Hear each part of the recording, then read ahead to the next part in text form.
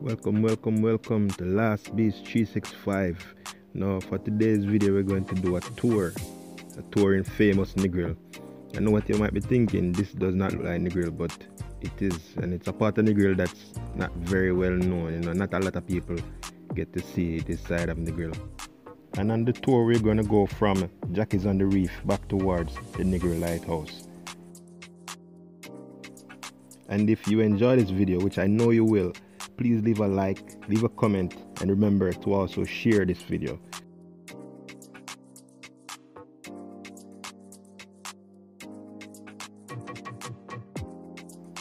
If you are new to this channel and you have not yet subscribed, please go ahead and hit the subscribe button.